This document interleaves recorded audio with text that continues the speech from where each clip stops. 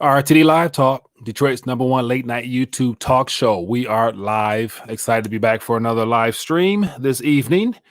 And came across a couple things I want to touch on tonight and get your thoughts on when will we go back to normal, if at all. And so I got a interesting graph I want to share with you guys this evening. But as always, want to hear from you via the phone lines to get your thoughts on what's going on, as well as a chance to hear about anything else happening in your neck of the woods. And we'll go from there. But as well, welcome to this live stream. Any new viewers, let me know where you're watching from. Would love to acknowledge your presence via the chat and find out where you're watching us from. So we got Rowdy Yankee. It says we got Feet of the X. Says I'm always seem to catch this at the right time. Name is Foot of the Cross. Okay. All right, I got you. Appreciate that clarification from California. We got Typo, Michigan Lakes region on the road. Okay. Michigan Lakes region. Okay, on the road. We got Spirit King, low blood pressure. How's everybody doing? Pay me money bags. And so I came across an interesting infographic that was compiled by surveying. Looks like it said about 511 experts in the medical field. And they throw out all types of scenarios as to when we can expect to go back to life as normal, if at all. And I was surprised by all the percentages and the numbers of which these are people that are trained experts in their field. And they're talking about, 1 year, 2 year, never. I'm like, wow, that's pretty sincere, where depending on how you look at all this, life may not have changed much and you're probably back up to snuff right now. So I want to show you that infographic as well as hear what else is going on here. So we got Lamar from Vegas. Tony Blake, how you doing, my friend? We got Dexter Dave. What else we got here? Crypto King says, Gold evening, Mike from Japan. All right, we had a viewer from Japan. Appreciate you tuning in. So let me get into this infographic here, and then I want to open up the phone lines, and I want to find out what your take on all this, as well as whatever else is happening in your neck of the woods. And then also, one thing that I find to be very interesting is how the protest. I'm not sure, has there been any riots or looting and things like that, because the mainstream media appear to have shifted gears towards covering the ramp up in so-called cases in states that happen to open up first, predominantly in the South. And so, of course, as you can see, they trying to switch up the narrative on us. And so I had to Google to make sure people were still out there protesting and marching, because I haven't heard much about it. And so we got Jojo Wade says, I like the stream. I appreciate it, my friend. We got James Turner says, hey, might watch from South Korea. Okay. Got a couple people from the other side watching us. Appreciate you tuning in. Says, Rethink Now says, my family is on suicide watch. Chuck E. Cheese bankrupt. Yeah, Chuck E. Cheese, man, it's gone, unfortunately. Says, I receive, Crypto King said, I received my 5-ounce Scary George round. Very nice. Highly recommend you all get one. Appreciate you, my friend, for supporting the channel with that. Definitely a good way to get your weight up with that 5-ouncer. And okay, so let me stop ranting as always. Want to get into some articles, share my 2 cents, and I want to hear from you guys. I open up the phone line. So I want to go into this very first little infographic here, because man, it's the question of the night. When will life return to normal? And so this was posted as of yesterday on the Visual Capitalist. And so I've shared infographics from them before. They do a good job of, making some very eye-appealing media sources there.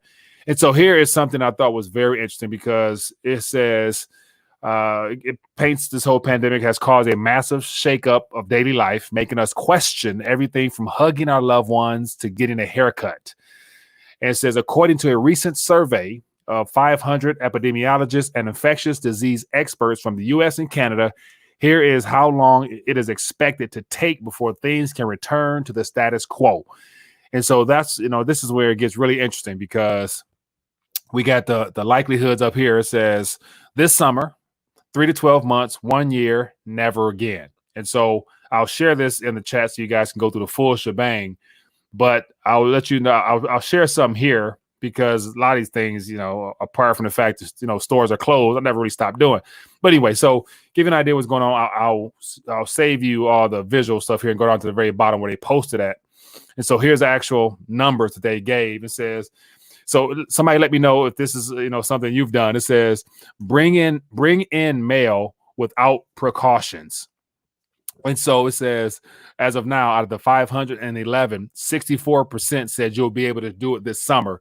And so that's one of those things where I know I could be completely wrong, but I don't recall ever really consciously thinking about the mail coming, with, carrying something apart from our first, week or two myself. So I'm curious to find out what you guys think. But is there anybody out there still disinfecting the mail and, concern in that regards there? And then out of 511 professionals, 3% says never again. They said you'll never be able to bring your mail in without precautions. So for whatever that's worth. And so here's another that says, see a doctor for a non-urgent appointment.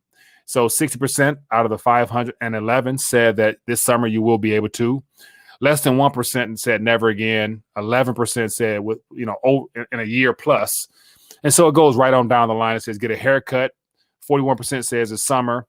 Hike or picnic outdoors with friends. 41% says within the next 3 to 12 months. And so travel by plane. It said that's probably the farthest out, and that says 44% says within the next 3 to 12 months, and then eat it and dine at a restaurant. It says 56% said in the next 3 to 12 months. So interesting stuff here, but I wanted to actually get your take on all this. So this is from the experts, and so these are people who went to school to study all this stuff that we're experiencing, epidemiologists and infectious disease, and this is what they're telling us. But yet, on the alternative media side, not too many people actually buy this in the first place. So it's just entertaining, and it's in of itself to hear this stuff. But I'll put this in the chat if anybody wants to, take a deeper dive into it for yourself. But I want to hear from you guys. The new norm. Let's touch on that. Then I got a couple other articles I want to share, and then we'll dive into it. I want to thank Bernard. It says, thanks for sharing. I appreciate the love offering to the channel, my friend. Thank you. And it says, Tony will do on Robinhood. It says, we had a few hired militia men here in Oakdale, California, didn't have any problems with protests. So, yeah, the mainstream attention has shifted from protests. And so I actually had to go dig into Twitter by typing in protests. And it looks like, the Black Lives Matter hashtag is no longer trending. So Twitter has just brushed that right on. And now they're worried about the next uprising or of cases. And so let me get your guys' opinions on this matter. Normal. When will life return to normal, if at all? And so I'm of the mindset, we can expect and anticipate the people that's overseeing all this political and medical and financial and monetary restructuring to try to create a new norm for us. So we can say there's a lot of things we're going to have to let go and chalk it up in the history books of some capacity. And so if anybody had a chance to watch the interview I did earlier today with David Haggith, he laid out his steps or timelines for going solely cashless. And ultimately he said that, we're not going to be completely cashless until everything is set in stone and everyone's livelihood will be dependent upon it. Because first, before we get to that point, from the medical side of things, they're going to try to force that vaccine upon us first, so that there'll be some consequences if you don't get it. And so that makes a lot of sense as to how they would rather unfold all of this. And that's the new normal I'm talking about. So, but let me know. I'm doing too much ranting. Let me know what you guys think. So Dexter Dave says life will never be normal again. Lance says no, assuming that means no, not normal. Shane says new normal, or our new normal will begin the day the Federal Reserve ends. I would say, so here's something. I'll put this on the screen right now. Here's something that is definitely creating a new norm. And so this is an article here. And so as of now, it says Feds close to spending or creating and putting out there to their buddies more than on the Revolutionary War, Civil War, World War I and II combined. So as of now, as a result of all the activity that's happened, the new norm seems to be excessive quantitative easing to prop up this system. So that in and of itself, that's a newer norm that will definitely lead to that restructuring or shift or reset or reboot or whatever it's going to be called. But it says warning that the congressional spending in this whole situation must stop because it's getting very close to $10 trillion. So $10 trillion. it's more than just been spent for any war we've been in. And of course, they're painting this to be a war against an invisible enemy. And so it's just literally in the US, 100 days as of today, when the World Health Organization declared it official pandemic, and the responses from there. So a little bit over 90 days, and it's just starting. So, we can expect a lot more. So that is definitely something that is abnormal, but a part of our new reality or our new norm. And so Kenneth Good says, Norm, what is normal? So, okay, that's another one. So what is normal? And that's something we can definitely touch on as well. A low blood pressure says, Ricky, what's normal? I got 6 kids. Never normal. So low blood pressure, definitely, having a large household is not considered normal. It's not average anymore. I guess the numbers is 2. You got 6, and you mentioned you're trying to shoot for 7. So that's definitely that's your normal.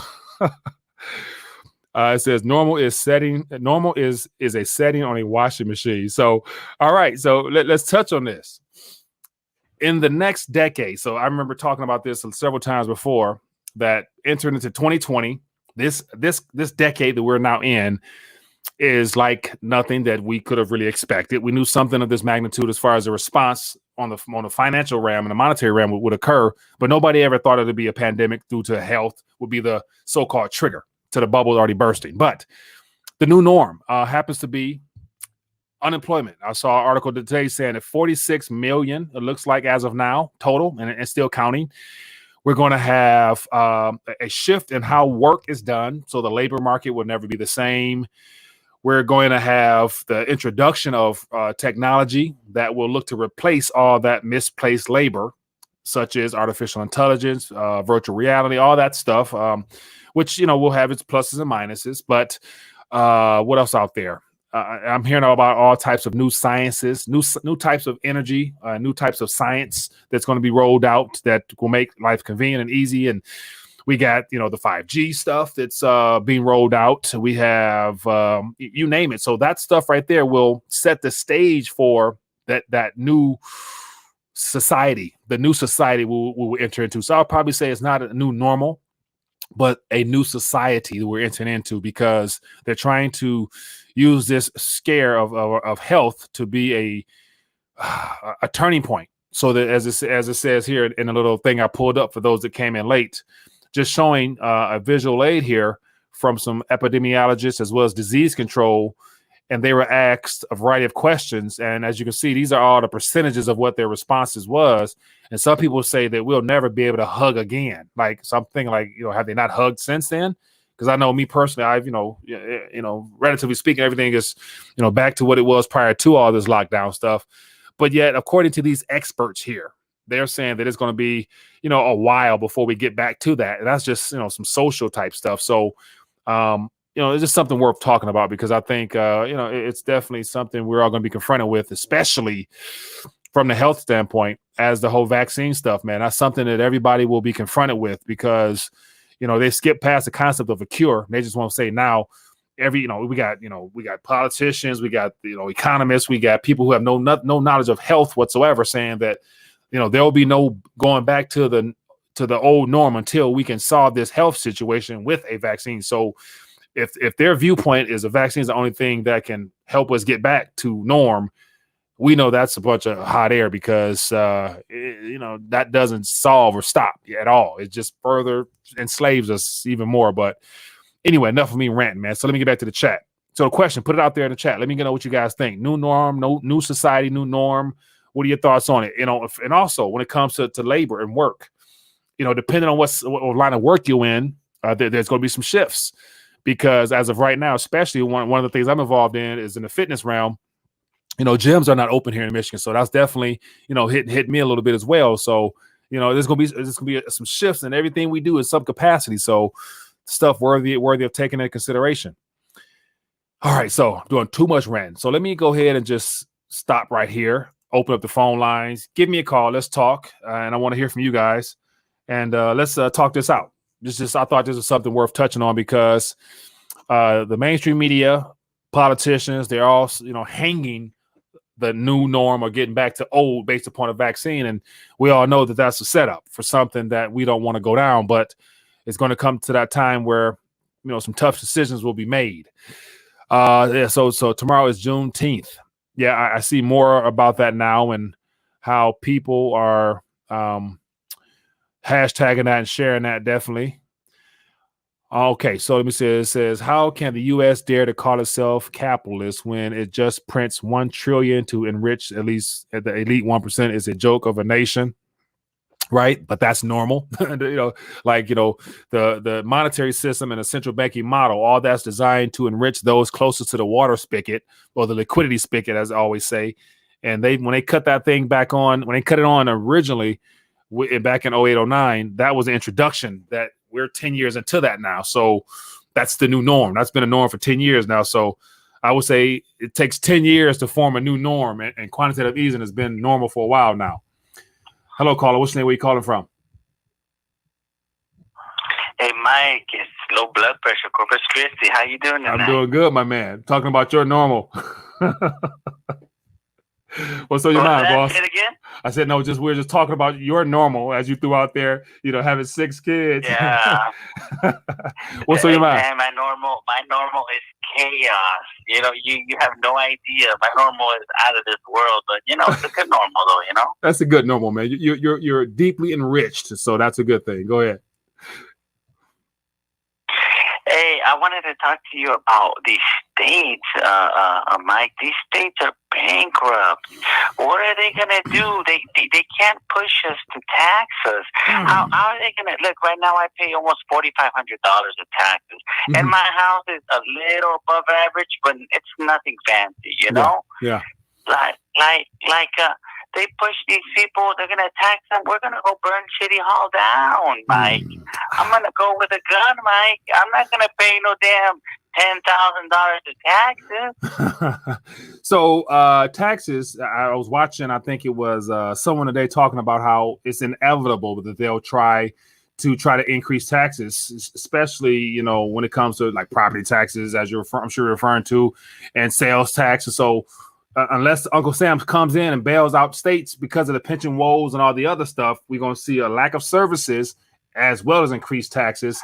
So that's coming. So it's just a matter of when. And of course, no one will be able to really, come through with that. Then they're going to have to go to the next round, which is more stimulus and QE. So that's just how it's going to play out, man. That's the way it always seems to play out for some reason.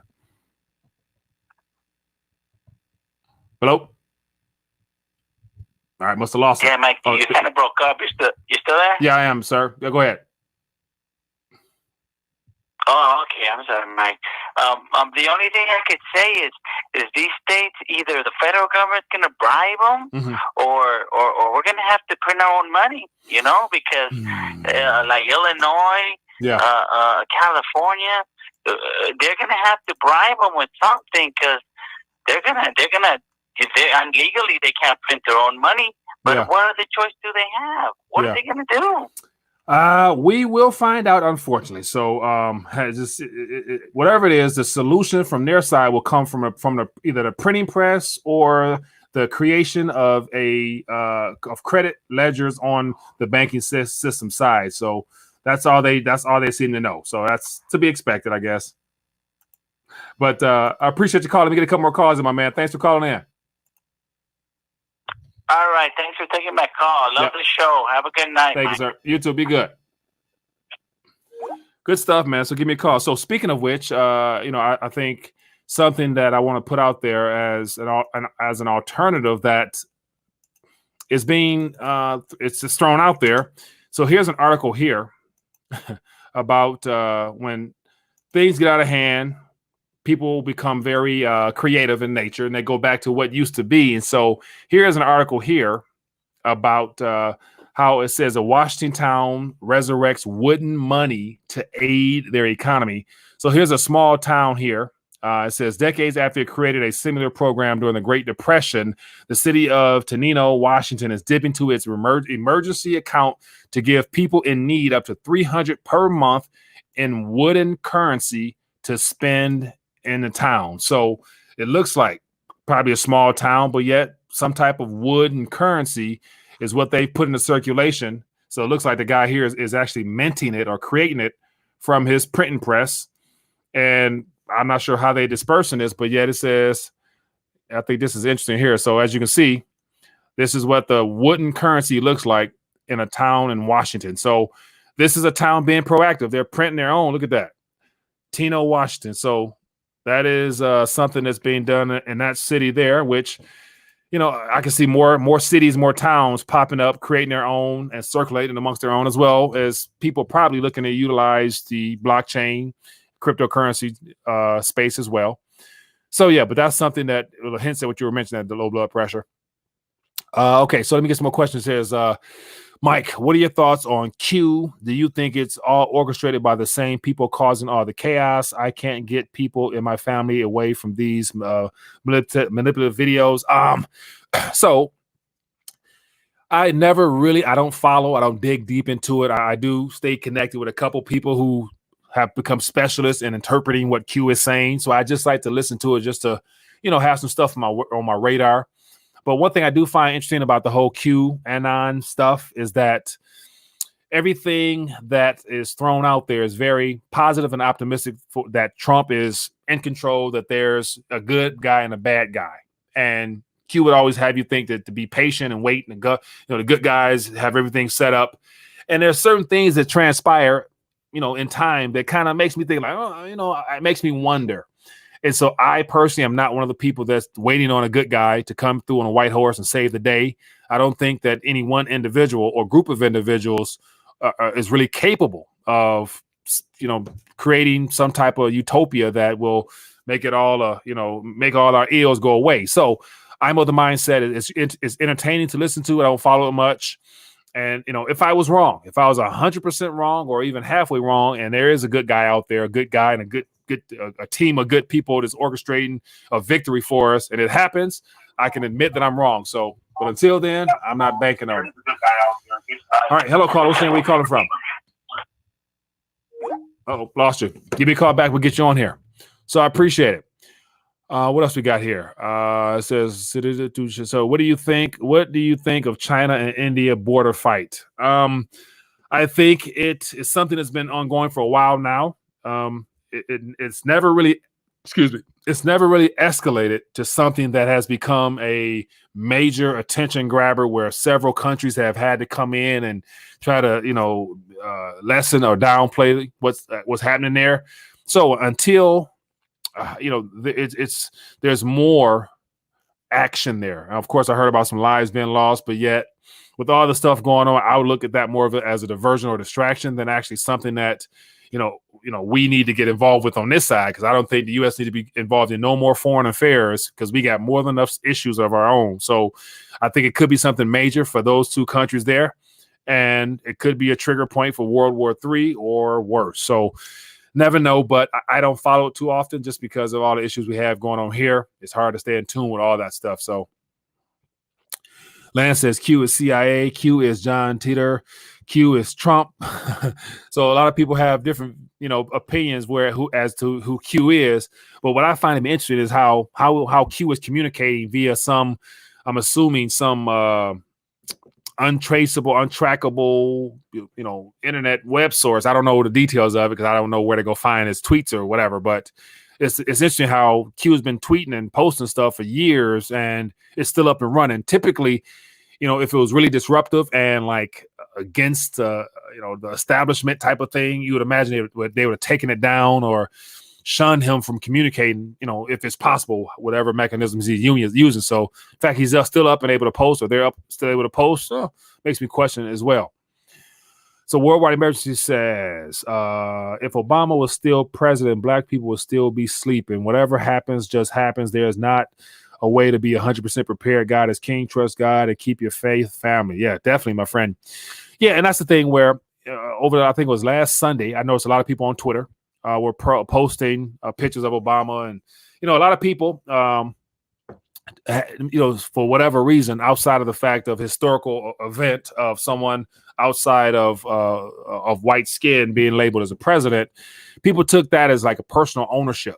Like I know a lot of people saying, they say my president. They come out with songs and stuff like that. And I'm thinking like, looking back now, there's more people that have realized that, regardless of skin color or anything of that nature, it wasn't much different. Nothing different came out of that presidency, out of those 2 terms, like people would have hoped for, other than the fact that I guess his history was made by having an African-American president. So, but yeah, I personally, I didn't anticipate much coming from that office, just because to be president, you got to compromise at the highest level, because what's going on behind the scenes, and you got to continue to lie. So just like Trump, continue to lie because he can't tell the truth, because telling the truth will cause everything to collapse like that. So so it said return to normal. There was never a normal, only abnormal was ever upon us. I would agree. And so that's where this whole idea of the Matrix. I've been fascinated with comparing everything we're experiencing to the Matrix. We've been conditioned, and there's been a false reality placed in front of our eyes, to where we've all been conditioned and groomed to accept life the way it has been and call it normal. And especially here for our grandparents and beyond, because of us having the reserve currency, we've considered life here as good as it has been, as a part of the whole American dream concept, that once again, with 46 million unemployment and everything that's coming, the job paradigm shift and, a reset of our monetary system is no longer a dream. Like this is turning into a nightmare. Like this whole, I saw a meme just a moment ago said that one of the worst things you could have invested in 2019 was a planner for 2020, because, nobody actually was able to plan anything substantial that they'll be able to, carry out without there being some adjustments or some alterations to those plans. And that's extremely true. So, but yet there's some opportunity amongst all that as well. But anyway, I'm doing too much ranting. Give me a call. Let's talk. I want to hear your guys' voice. It says, if Hillary was president, do you think we would be in a better or a worse situation? Wow, Lamarck. Yeah. So I was of the mindset that if Hillary had gotten into office, our country would have already been through some major changes, and all the movements, the LGBTQ, the racial stuff would be even worse. We would probably be at war, because I would imagine, war or pandemic was coming. It's just a matter of which one. Nobody ever thought it was a pandemic from a health side of things, but we would have definitely been in a hot war, I believe, because even though Russia was very supportive of her, I would imagine, just to shift us into this next paradigm into the 2020s and beyond, she would have definitely wanted to start a war with Russia or China, and then that's when all hell would break loose, to where I think we would be a lot worse off if she was president. She would have definitely wanted. Hello, caller. What's your name? Where you calling from? Hey, Mike. Hey there. So yeah, my name is Britton Adams. I was just calling to give you some information what's going on in Illinois. Okay. So my hometown, my home neighborhood was all burned down and everything due to the riots. In 1969 or 1968, when Martin Luther King died, everything was pretty much burned down in that same area. But due to the economic standards that's happening in black neighborhoods in Chicago, the mayor, Lightfoot, I think that's her name, she was talking about they need to bring in revenue in Chicago, and unemployment is going up and up in Illinois currently. So where are these guys going to get this money and this revenue? They can't raise taxes. They just raise taxes. Taxes in Illinois is like 5%. So they're going to raise taxes in the city of Chicago. So, things are getting like really, really crazy, but nobody is noticing what's happening right now.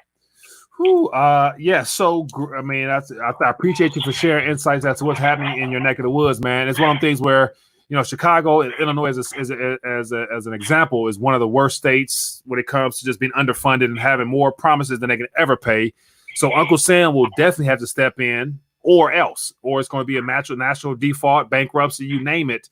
And then it's going to be a domino effect to other states that's in the same type of boat. So, that's why I think right now with all this infrastructure, like just today or yesterday or today, the Nancy Pelosi came out with a 1.5 trillion, spending package or whatever, which there's a lot of, earmarks in there for states and stuff like that. So Trump or Biden, whoever's the next president, gonna have to address that with more printing and more QE. So QE is coming. It's just a matter of how long will they wait? Will they let it fold first to create ultimate chaos, or Will they step in, just try to prolong this thing a little bit longer to create like a slow burn type of thing? So, but yeah, QE will be the answer, unfortunately. And then taxes. They're gonna print excessively and then raise taxes to bring it back in. Anyway, go ahead. They're gonna have to raise taxes. Thank you. I just wanted to see what your thoughts are on that. Thank you, my man. Thanks for calling in. Later. Yep. Yeah, good stuff, man. I appreciate the call. So, all right. So I saw something else out there that I thought I wasn't aware of, but here's something here. I appreciate. I'm not sure who put that in the chat, but something worth mentioning.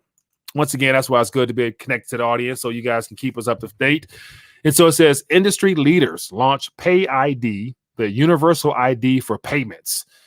And so let me thumb through this real quickly. So it says today, leading technology, finance, and nonprofit companies join forces to announce a launch of Pay ID, a universal payment ID to simplify the process of sending and receiving money globally across any payment network and any currency.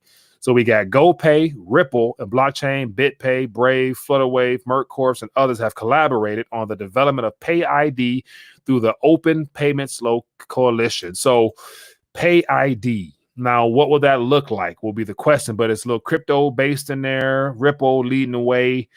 So assume it's going to be smartphone based. So sending money to different banks. So it'd be a QR code based on your smartphone. It says more than 40 global companies and nonprofits reach more than 100 million customers worldwide. So now here's the next question will be, will Congress allow this to come into fruition, assuming they're still going to be using dollars, or will they look to use cryptocurrencies or so-called stable coins? So this is, the further push to cashless. And so, it will be positioned as an alternative, but I think it might get shot down just because if the Federal Reserve and the Treasury is not directly linked and can control that, then they're going to have some issues with that. So I wouldn't hang my hats on not really getting any traction, because it's going to have to go before the Finance and Hearing Committee, and they're going to have to talk about it. But given a dire situation we're in, I can see them allowing 2 or 3 different programs to roll themselves out there.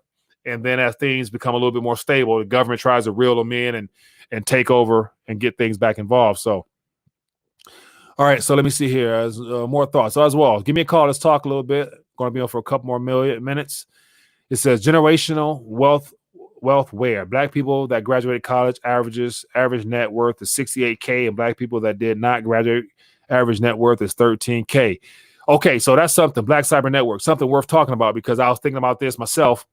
And so out of the 46 million or so unemployed now, I would imagine probably half, or the ones that work at home, the gig workers, might be college educated, i.e. some type of degree or something of that nature. But then, overwhelming majority, if not half, is probably no college education whatsoever. Okay, so with that being the case, I think as a result of this health scare, the whole college paradigm is going to shift as well. So that's going to be a disrupted normal, because I remember specifically, I'm assuming all you guys as well can remember when you were younger. I know especially it was like, the way you get out of Detroit, you got to go to college. You need a college education because this is whatever.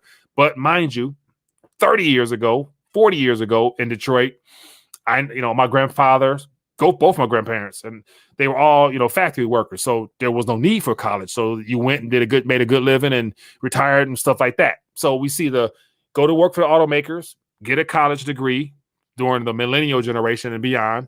And so for generation Y and Z moving forward, college degree ain't gonna do much for you in a society where, more so it's gonna be what you're studying, especially because all these jobs will no longer exist, especially if they're the social type where you have to interact and they're trying to change the landscape of the office, meaning that you can work from home now and all that stuff like that. So long story short, a college degree moving forward, and I feel very sympathetic for the 2020 grads because they happen to graduate, and I imagine all those internships, all those offers for entry-level jobs were probably canceled because, all those white-collar jobs now, they're not as plentiful because you got people with seniority that's probably going to be retained as opposed to bringing in a fresh college grad and having to retrain them. So moving into 2020, college will be something where people will question it because not only that, it's going to be expensive, or they're going to have to come down on the price, because I'm not sure who going into debt with no guarantees anymore. Hello, caller. What's your name? Where you calling from? Hello? Hey there. How you doing? What's your name? Where you calling from? Hi, my name is Isis, and I'm calling from New Jersey. Okay, Isis from New Jersey. And, excuse me? No, I'm sorry. Go ahead. What's on your mind tonight? Okay, I was calling. I was just passing through YouTube a while back, and I saw you. I listened to a lot of your shows. Very informative. I just wanted to put my little 2 cents in and say that we're in a lot of trouble with the police forces that we have around the country. If you look at a desperate person that need a job, and that person goes to the police force and get hired to serve and protect the community, that person was desperate at the time they took that job. And what I'm noticing is they don't take the time to learn the law. They're hiding behind those badges and their guns, and that's why things are happening to the citizens here in America. You have people that are ignorant. You have people that have characteristics of being an idiot, and they are the ones that have the gun and the badges, and they intend to use and abuse that power. And everybody needs to start watching out. Yeah, I do agree. So that's a great point you made, that everybody with a badge is not called to be in law enforcement. Therefore, if it's just a job to them, they could care less. They could have less. They don't have a heart to serve people. They're just there for the benefits, the pay, and everything like that, which the more likely they'll abuse their privilege as being in the position of authority. So that's clearly something we're witnessing at a very high degree these days. So that's something definitely we need to be on alert for. So I appreciate you calling and sharing that. I just want to say hello? Yeah, go ahead. I just want to make one more point. Yeah, go ahead. That it's the police that is going to bring this country down. They're the ones that's going to bring the country down. We're the ones. We're retaliating against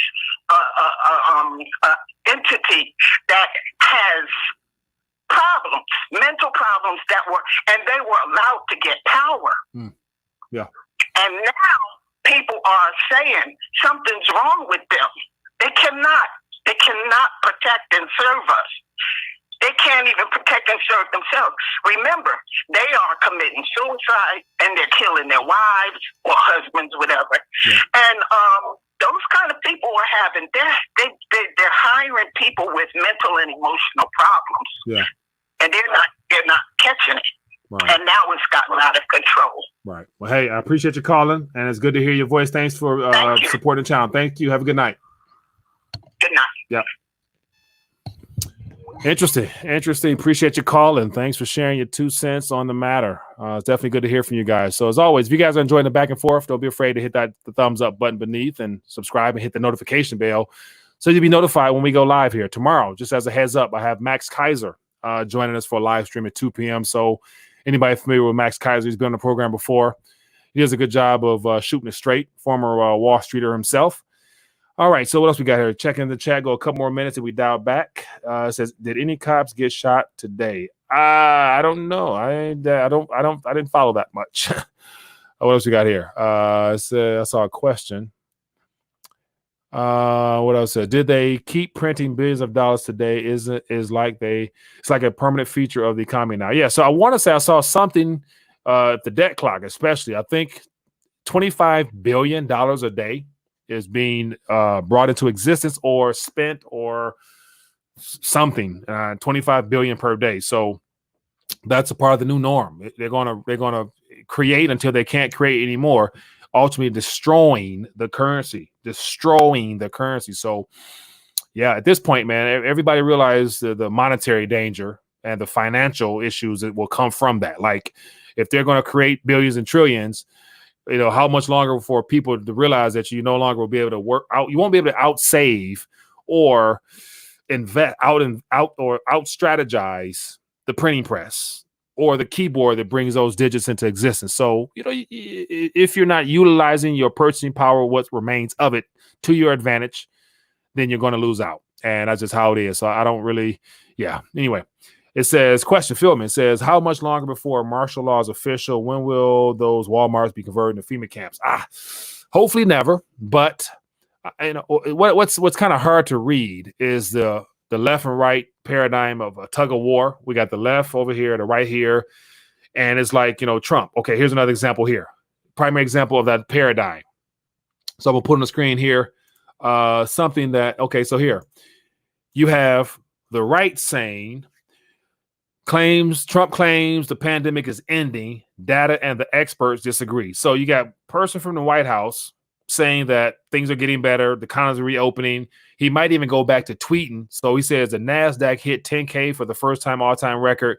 NASDAQ, that was 3-4 days ago in the middle of the pandemic and not in the middle toward the end. So he's touting the equities markets as being indicators for a great economy, I guess. So pretty soon, if you guys remember, in January, February, he was tweeting, greatest economy ever. I'm the greatest president to ever do this type of stuff.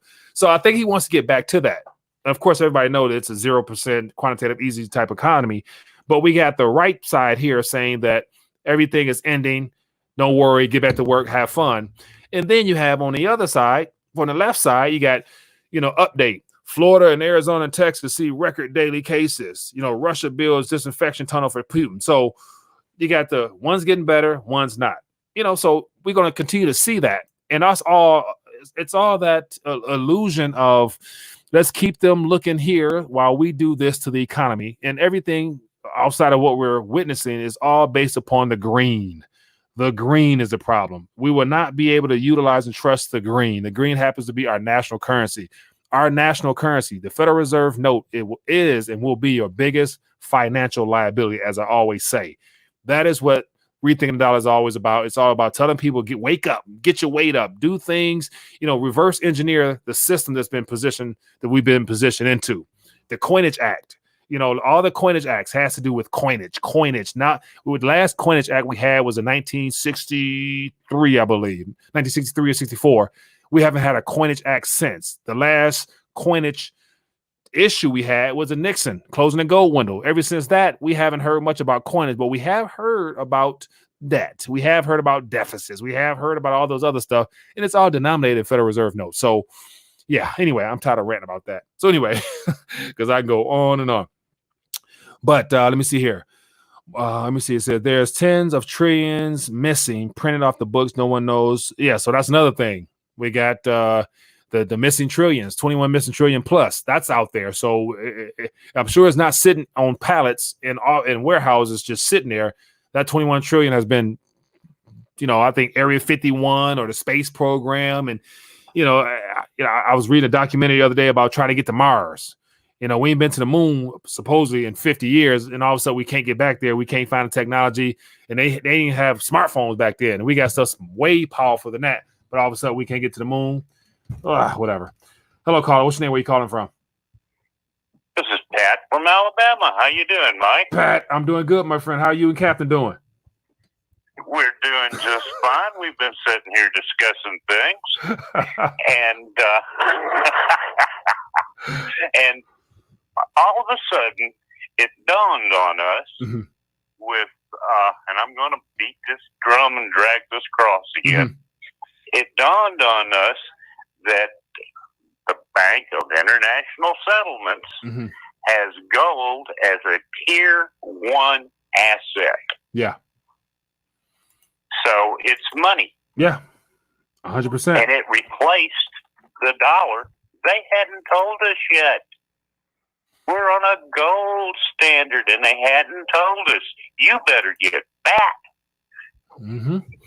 Yeah, and so along with that, gold is the international standard, but yet the people's money right along with that happens to be silver, and there's more and more interesting news about silver miners deciding to dial back on their mining output and stuff like that because of the manipulated price. So, gold moves, but silver will move faster, so you'll do good. So silver's the people's money, gold's the banker's money. Get both, get whatever you can, because you're not going to be holding digits of paper for much longer. I agree with you. And I'm a silver stacker, not a gold stacker. Yeah. I have some gold, but it's pretty.